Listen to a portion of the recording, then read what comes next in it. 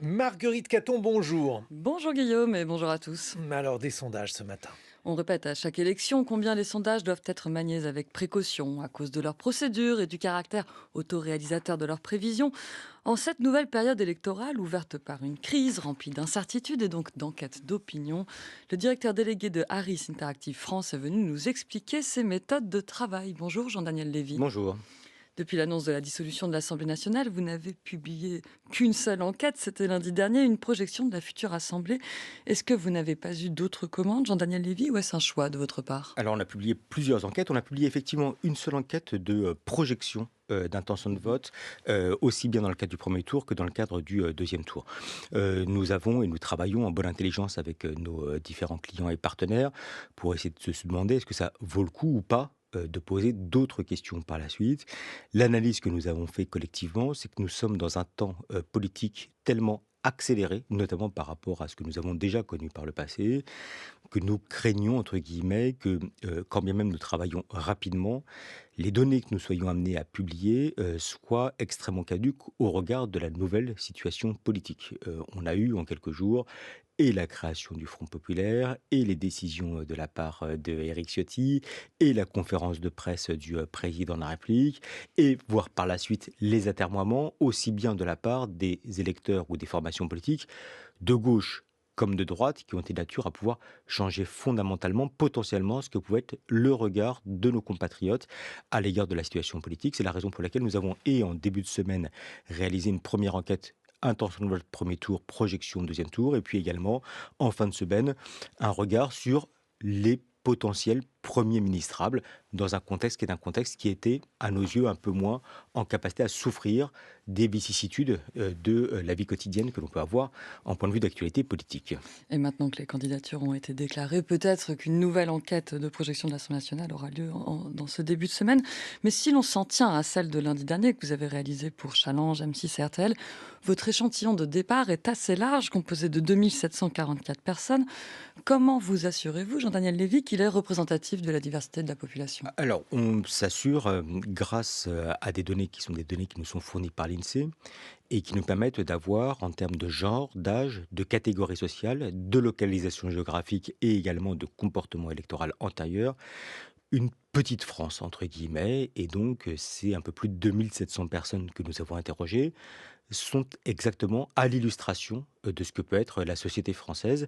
Si nous avons souhaité nous appuyer sur un échantillon qui est parfois plus important que celui qu'on voit souvent, c'est-à-dire souvent on voit 1000 personnes qui sont interrogées, c'est qu'on tient compte également d'une potentielle participation qui peut être plus faible que dans le cadre d'autres types de consultations, notamment la consultation de l'élection présidentielle. Est-ce que c'est vous-même qui assurez la sélection des sondés ou vous la déléguez à un prestataire? C'est notre panel qui est un panel propre à Harris Interactive.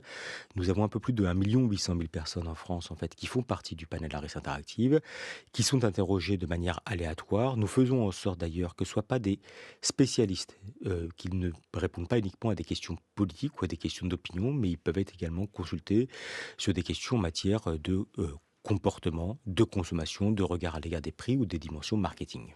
Est-ce que les personnes âgées ne sont pas systématiquement, mécaniquement sous-représentées puisque les enquêtes se font par Internet? Alors, il n'y a aucune méthode et qui est absolument limitée en biais. Il y a des biais dans tout type d'enquête, quelle que soit l'enquête. Lorsqu'on réalise des enquêtes par téléphone, lorsqu'on réalise des enquêtes en face à face, c'est-à-dire avec des enquêteurs qui sont dans la rue, ou lorsqu'on réalise des enquêtes par Internet, il y a de manière systématique des biais. Et vous On les cherche à corrigez? faire en sorte de les corriger ou en tout cas de les limiter.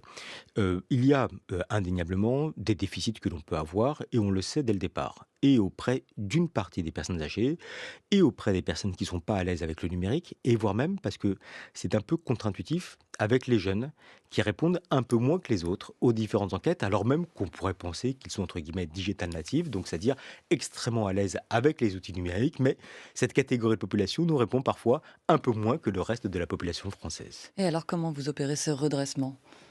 Eh ben, écoutez, on a une habitude, on a déjà plus de 25 ans d'expérience en fait dans les enquêtes qui sont des enquêtes par internet et on fait en sorte qu'il puisse y avoir des populations dont on sait qu'elles ont traditionnellement moins la capacité à pouvoir nous répondre, de bien les solliciter dès le départ et donc d'accentuer les efforts pour avoir, même si elles sont en proportion moins nombreuses, vraiment présentes dans nos enquêtes et dans nos échantillons. Et ensuite, vous pouvez peut-être un peu gonfler leur poids, parce qu'il faut savoir qu'après les échantillons, on extrapole ça sur l'ensemble de la population. C'est ça, il y a ce qui s'appelle un redressement, qui est un redressement statistique, qui est effectué sous le couvert de nos équipes de recherche et d'innovation et également de nos statisticiens et qui nous disent en fait est-ce que l'effet statistique du redressement que l'on effectue a un effet ou pas sur le résultat global qui est donné à l'enquête. Alors la difficulté de la période actuelle est que l'offre politique n'est pas très stabilisée, vous l'avez dit, Jean-Daniel Lévy. Du moins, elle ne l'était pas jusqu'à hier. Alors, quelles questions vous avez décidé de poser lundi dernier pour avoir des projections de l'Assemblée? Je dis vous, mais est-ce que c'est le commanditaire sinon qui choisit les questions? C'est là aussi en fait un échange qu'on peut avoir entre le commanditaire et nous. Nous, on engage notre marque, hein, donc on n'a pas non plus envie de produire une donnée qui serait de nature à pouvoir ne pas être au plus proche de la réalité. Il y a plusieurs aspects. Un, ça n'est pas une innovation, ce que nous avons fait lundi dernier. On le fait de manière assez systématique et même, par exemple, juste après le deuxième tour de l'élection présidentielle de 2022, nous avions également essayer de projeter ce que pouvaient être les résultats dans le cadre des élections législatives. Il y a une dimension qui est simple, une dimension qui est difficile. La dimension qui est simple, c'est la question du premier tour. On part du principe, du postulat, dont on sait qu'il est faux, mais que nous avons toutes les forces politiques qui sont présentes dans toutes les circonscriptions. Et donc, on va interroger les électeurs en leur demandant, non pas autour de personnalités, mais autour de forces politiques, est-ce qu'on serait susceptible ou pas de voter pour elles. Ça, c'est le premier aspect. Puis le deuxième aspect, on va leur présenter différentes configurations possibles de second tour. Imaginons que vous ayez dans votre circonscription un candidat, par exemple, de la majorité présidentielle et en face, un candidat du Rassemblement national. Quel serait votre comportement? Est-ce que vous vous déplacez ou pas pour aller voter? Et donc, on teste toutes les configurations envisageables. On a par la suite des modèles mathématiques qui nous permettent de théoriser ce que peuvent être les rapports de force dans chacune des 577 circonscriptions, d'appliquer ce modèle dans chacune de ces circonscriptions en imaginant que nous allons avoir le candidat A ou le candidat B dans chacune des circonscriptions pour après projeter. Vous avez vu que lorsque nous effectuons notre travail, notamment dans le cadre du deuxième tour et de la projection, on ne donne pas un chiffre, par exemple comme on le donne dans le cadre de l'élection présidentielle, mais une fourchette, parce qu'on sait qu'il y a forcément des variations statistiques qui peuvent, en plus de la méconnaissance qu'on peut avoir de la situation politique, avoir une incidence, ce qui fait que nous avons des écarts de l'ordre de 30 sièges, par exemple, pour la plupart des forces politiques présentes à l'Assemblée nationale. Reste un dernier problème, le plus difficile à traiter, c'est celui de l'abstention. Les gens qui répondent au sondage gonflent assez systématiquement leur participation et elles jouent un rôle déterminant dans le scrutin à venir. Pour se qualifier au second tour aux élections législatives, il faut recueillir au moins 12,5% de voix des inscrits. Quel taux de participation estimez-vous pour le scrutin à venir et comment remédiez-vous à ce défaut intrinsèque? Alors, c'est vrai que nous avons souvent rencontré des difficultés avec l'évaluation de la participation.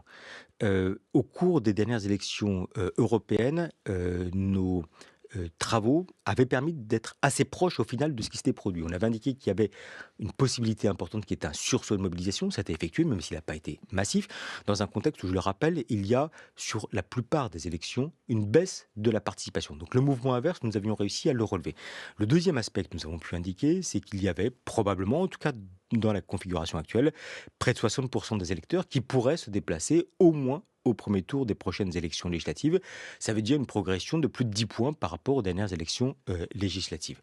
Le troisième aspect, vous l'avez indiqué, ceci a une incidence sur les configurations potentielles du deuxième tour. 12% et demi des inscrits, ça veut dire en gros entre 18 et 21% des suffrages exprimés dans les circonscriptions pour pouvoir être qualifiés pour le deuxième tour dans le cadre d'une triangulaire. Ça complique effectivement la donne.